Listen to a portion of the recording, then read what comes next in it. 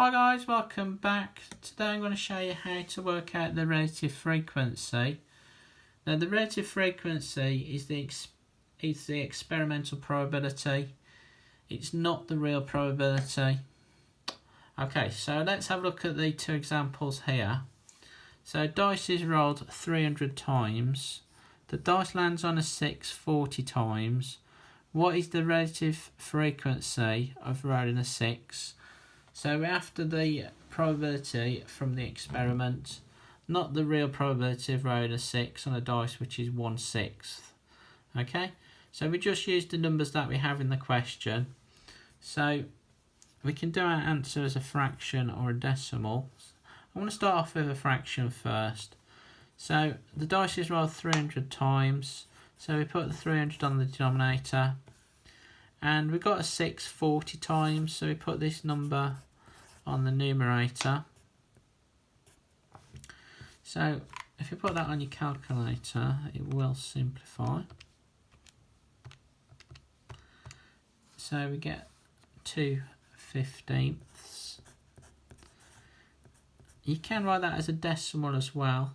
Sometimes it might ask you to do that. So if I do it to 2 decimal places, I get 0.13. So that is the relative frequency. So let's have a look at the second example then. So a spinner is spun 80 times, it lands on a red 26 times. So what is the relative frequency of spinning a red? So we just again need to do the probability from the experiment. So on the denominator we put the total amount of times that the spinner was spun. So the spinner was spun 80 times, so we can put that on the denominator. That's that number there. And then on the numerator we put the 26. So again we can probably simplify that fraction. So that gives me 13/40. Okay, if you want it as a decimal, just hit the SD key. We get 0.325. There's no point rounding that off, so it's already given to 3dp. So that is the relative frequency. So it's the probability from the experiment. It's not the real probability.